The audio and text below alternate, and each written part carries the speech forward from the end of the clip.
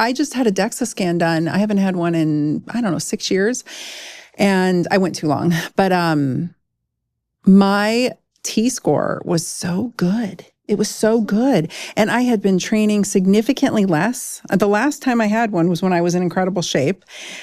The only thing I had changed was I went on estrogen replacement therapy. And so my bone density improved significantly. It was good then. And it was like, they were like, damn, this is excellent. I was like, hey, I got that going for me. My visceral fat was a little high, but like, hey, I was doing good otherwise. So yeah, just for that alone, just to not break a hip. It is a preventative. So when, 67-year-old come to me and say, I want to get an estrogen, is it maybe too late? What do you think? I think it's up to their risk tolerance. It is my job to be up on the data, and it is not my job to judge or tell a patient no if their risk tolerance and they fully understand the risks and the benefits involved. And I make sure it's clear, and we write it in the chart, and we might have them sign something, but I'm not handing it out like candy, but I'm not withholding. Yeah. Yeah, if again, the same thing. If she comes in and she wants it, I say yes, and I do explain the risk. And then it's a trial run. You have to come early. You have to come early. Yes, and it's a trial run. Like in young women and older women, it's a trial run. I was given estrogen, like I told you, I was given estrogen just as needed in my 40s, and I couldn't believe that my doctor was suggesting it. I was like, I don't need estrogen. I'm cycling regularly. She's like, but you've got all these low estrogen symptoms. Yeah.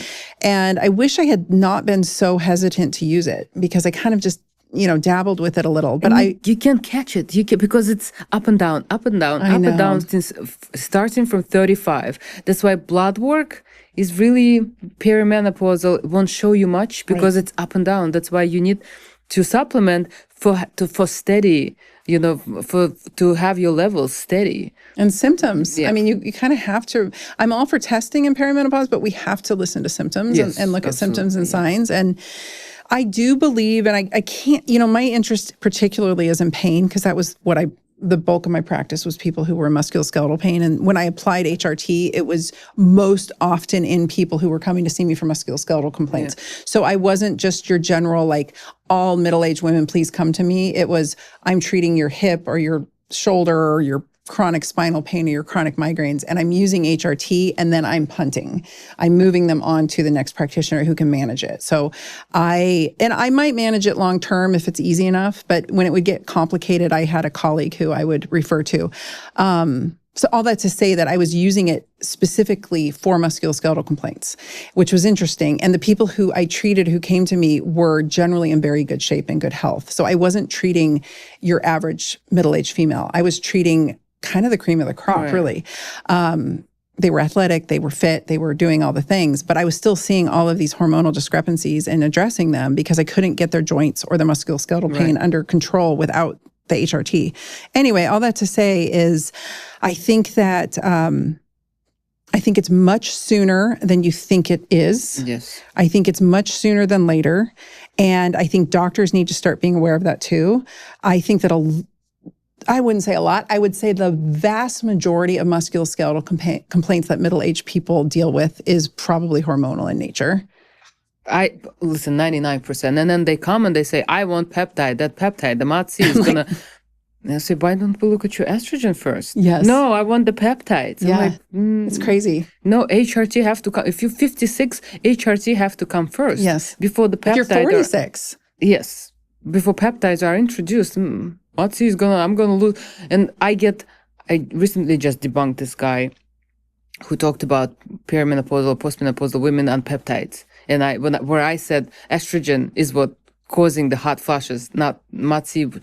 And I got a lot of message from him. No, but I got on MATC and my hot flashes stopped. No, it's impossible. It's absolutely impossible. There is no mechanism there to replace the estrogen. Your hot flashes because your estrogen have declined. Yes.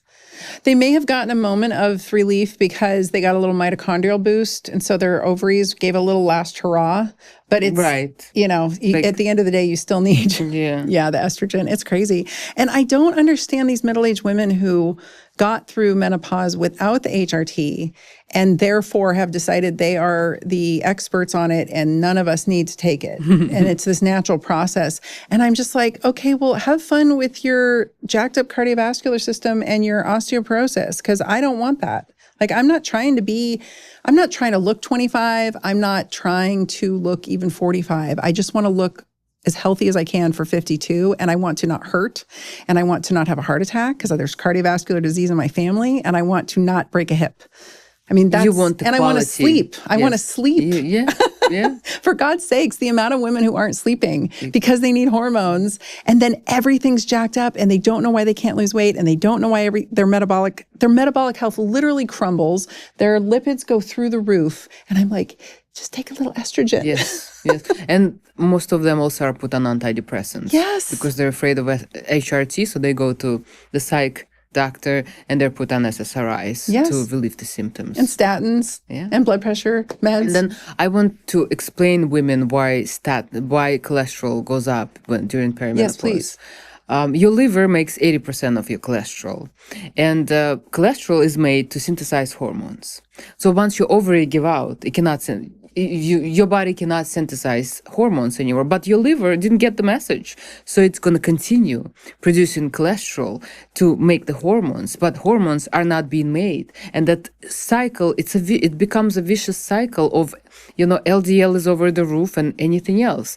So HRT is very, very important. Again, resistance training is very, very important. Your diet is very, very, it's an orchestra of a lot of things. And then the quality of life that you will deserve, when you get that to 70. Yes, it's all the things, and they all work together. That's the stack. When people say they want to stack their peptides, I'm like, why don't you start stacking your lifestyle factors and get it all dialed in first, and then we add the peptide as like a little icing on the top. It's not the main driver. It's not monotherapy.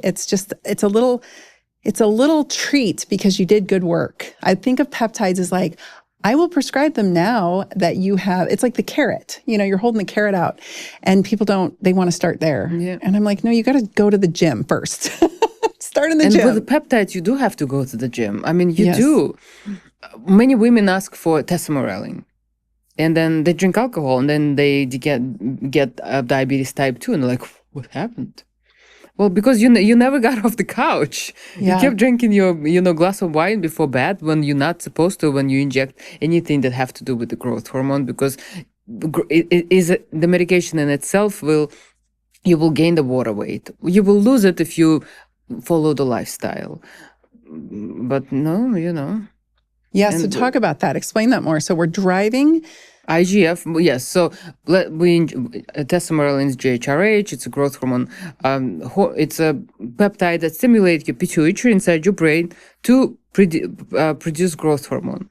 It travels to your liver. Your liver says, "Oh, I just got GH. I'm going to release IGF-1." Yes. And by releasing IGF-1, your muscles have IGF-1 receptors. Your heart, anything. And now it's time to go to the gym, because now you can actually, with this IGF-1 flooded your system, you can actually cause the hypertrophy and grow those muscles. But most of women just want that because they heard on internet that tesamorelin will make them lose fat. Yes. It's not a fat losing molecule. It's a muscle building molecule. And the secondary benefit, you will lose a little bit of fat, of course, when you build the muscle. But again, gym bros and online, the social media, destroyed the idea of longevity now. I know. So the idea of longevity is like, what, the stacking of so much things and you're not doing anything. You think the peptide is going to do it for you. No, the peptide is secondary. You have to do it, and the peptide will help. I think of tesamorelin as a body recomposition peptide. Yeah. And there's no recomposition if you're not going to the gym. Yes. If you're living, just to piggyback on what you said, if you're living the lifestyle of like the wine at night and I'm guilty of it. I get it. Like, I've been there. But if you're doing all the things wrong, you're recomping in the wrong direction. Yeah. And it's, in my head, these are all to some degree pro-grow. And so IGF-1 in an inflamed, metabolically compromised body that's deconditioned is pro-grow of, like cancer. So we don't want to be cranking a pathway that it's almost like the good angel and the bad angel, those cartoons. You are choosing which angel you're going to listen to when you use these peptides if you're not doing the lifestyle factors. Yeah. That's why I beat the drum on all of my platforms. You have to go to the gym. This is non-negotiable because if you're going to utilize peptides and you're going to induce any kind of pro-grow pathway, whether it's BPC 157 inducing VEGF and angiogenesis, whether it's using testosterone to get growth hormone going and IGF-1 going, we want them to go down the right, whether it's just taking estradiol. Right. We want it to go down the right pathway. Yes, exactly. And when we have muscle and we have non-inflamed fat, we go down the better pathways. Exactly. In a nutshell. Listen to Dr. Tina. Everybody. It's such a biochemical explanation that I don't have time for on Instagram. And I don't even have time for here. And I'm just like, just trust me, go to the freaking gym and like, stop fighting it. Because like everything hinges on that. Everything working right and actually not working counter in like a bad way. It hinges on muscle mass. But people don't want to hear it because they want a million excuses as to why they can't. Yes, and they want a miracle molecule that will do everything for them. Mm-hmm. Well, maybe one day we'll transfer the consciousness to a more beautiful body, a younger body from the old body, and then you don't need to do anything. But until then, ladies, you got to work out. You got to go to the gym. So let's finish with talking about our favorite gym bros.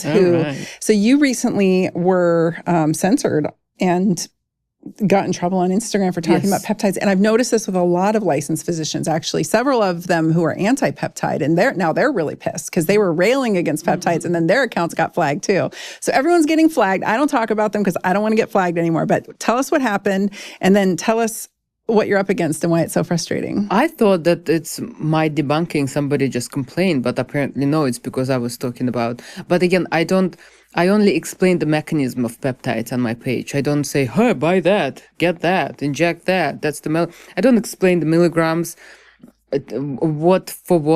just I explain the mechanism, the way they work in a petri dish or in a research, paper. And then I got the message that my account, I couldn't post anything for 2 days and for 1 day. And then I couldn't go live still I can go live for a few months. Yeah. Yeah, so you got flagged. And then meanwhile, we shall not name names, but we've got some, doctors who've had their licenses revoked, who have 1.5 million followers, who are first of all, citing false studies that you've debunked many times on your Instagram. Fraudulent. Fabricated. They're fabricated from AI, right? From AI. Yeah. Yes. And then they are leading people directly, even in their links. Yes. Direct links to the gray market peptides. Where they sell them research molecules, absolutely. Yeah. Yes. It's crazy. And that's your longevity protocols, that's your optimization. And, what about blood work? Yeah. Yeah. Why is there not a button, submit the blood work before anything? No.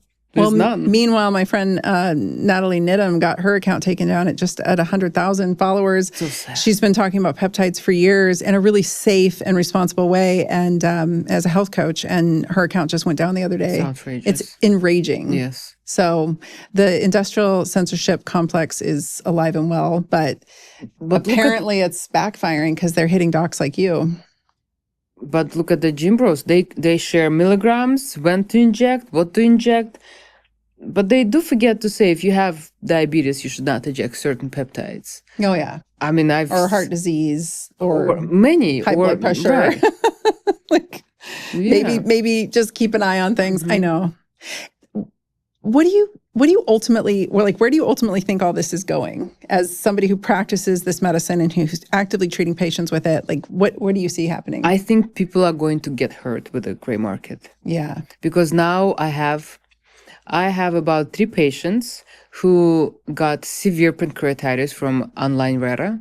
They're hospitalized. 1 patient with liver failure. Oh, no. Enzymes in 600s. Wow. From melanotan, I think it was, whatever, he was stuck in like 5 different things. And just one day he woke up yellow Yeah, and kept throwing up. And then he went to the hospital and, well, he called me. I said, just run to the hospital, run. His liver enzymes, ALTs were 650, ASTs 400 and something. So they kept him for about 5 days. I also have, for example, I had mom and daughter come to me. They both purchased copper peptide online and they injected at the same time, the same dosages. Daughter she didn't get any bad reaction. Mom passed out immediately with hives, angioedema. So daughter called. So see, in inflamed body, because she's, 60, the daughter is 25. When you put the peptide in an inflamed body, because she's not on HRT, last time she did the blood work was 2 years ago, high blood pressure, who knows what, she got the reaction. That's heartbreaking too. It is. And just the anaphylaxis. I mean, there's like Mott C, one of my buddies who is well-versed in peptides, a clinician, he was like, I've seen anaphylaxis with Mott C more times than I'd like to count. And that's in a clinical setting. Wow. Where it's being managed, so anything can happen. And then there's all these studies coming out recently showing that what they say is in the vial is not in the vial. Yes. And there's all kinds of other things in the vial. So I think it's. People try to save $150 and then their medical bill is in $150,000. Yeah. Range. Yeah. Not sure who's saving what. I wonder if that will come back though and reflect poorly on clinicians prescribing these if we do get back prescription rights of some of these. I think, like you said, I feel like they kind of ruined the longevity. I just feel like it's the inmates are running the asylum. I feel like it's just completely gotten out of control. It's just sad. Yeah. Yeah, it's wild. Okay, so last thing, because we got to talk about this since we're talking about kind of like the things that aren't what they seem. Plasmapheresis. I know it seems off topic, but it's part of this whole longevity scene. And every clinic has a plasmapheresis machine. I am not a fan. I don't have in my clinic, and I will never have it. Yeah, talk to me about what your thoughts are on that. Well, all your coagulation factors are removed with plasmapheresis. And I asked one doctor who has that machine, I said, let's say your 60-year-old patient just get plasmapheresis, she goes outside and get hit by the car. She will die right there because she has zero clotting factors left. Nothing. Immunoglobulins are removed. Clotting factors are removed. You just removed everything. She will bleed to death within seconds. I mean, minutes, but she will. So, and she said, well, the chances of that, well, there are chances, right? And if you want to practice medicine and, if you want to protect your patient, this is not the way to do. I think it's a risky procedure. It is very risky for in-office. I think, putting heparin in a patient and like thinning their blood out and then running it through a machine and removing the plasma. The immunoglobulins. Yes, you lose all your antibodies and immunoglobulins. You remove everything. And then put it back in and hope for the best and hope nothing goes wrong in the office. They remove the microplastic. Oh, yeah. Like it's floating in your plasma. Yes. Okay. So I have railed on this and gotten so much heat. I want to hear you rail on it. Like really, people, you think microplastic just floats in your red blood cells? But let's say it is in the red blood cells. By removing plasma, you leaving red blood cells still intact. Yeah. With that plastic on. Yeah. So no. Plastic's mechanical, and I think often it's going to end up lodged in places. And it's not like I know with heavy metals, we need to chelate to get them to actually come out and move. And so with plastics, my whole argument is like, we're talking about physical, mechanical structure here. It's not just free floating in the blood. Some of it might be, but a lot of it's probably lodging in places you can't just. Alveoli of your lungs. Yeah, your brain. Yes, I mean, your liver. The ducts. Maybe less brain. But again, plasmapheresis can be very beneficial in ICU. Yes. Patients with severe diseases, with severe COVID, for example, where you flooded with cytokines. I mean, there are settings where that procedure can be beneficial, but it's not a wellness trend. It should not be a wellness trend. Absolutely not. I think in a highly controlled environment, can be life-saving. Yes. But the fact that people are just buying machines and doing it in their clinics I'm not a fan either. No. So I'm telling you, I've been following your Instagram and I'm always like, yes. Thank you. I appreciate it. Well, I love it. I love your Instagram. I think you're a superstar. I think you need a podcast and a YouTube, and I hope your Instagram gets huge and you don't get censored into oblivion. So tell everyone where they can find you. Well, on Instagram, Dr. Ksenia Miami, yes. How do you spell that? So DRPSHKNIA Ksenia, Ksenia, Miami. Yes, we'll put it in the show notes. Yes, thank you. Because we can't pronounce it. Do you have a YouTube, a website? Where can people find you? I do post the same videos on YouTube, and I have a Russian account. I actually have 2 accounts. Oh, cool. Yes. Okay. And then website? Idealmedwell.com. That's our website. Okay, I'll make sure. www.idealmedwell.com. Any last parting thoughts? Anything we didn't cover that you want to make sure the audience hears? Well, exercise. I prescribe exercise. I do prescribe exercise. Then I prescribe HRT, then peptides, but not the peptides, then HRT, then exercise. Exercise always comes first. Just take care of your bodies, ladies, because you invest in your future, invest in your longevity, invest in your 70-year-old self. I love it. I love it. Well, thank you for coming on the show. Thank you for having me. Thanks for listening to The Dr. Tina Show. This is a Wellness Loud production produced by Drake Peterson. Theme song is by John the Guilt. You can watch the full video version of this podcast inside the Spotify app or on YouTube. As always, you can email the podcast at podcast@drtina.com. That's DRTYNA. And if you like this episode, please rate, review, and subscribe on your favorite podcast app. You can also find all of my offerings on my website at drtina.com.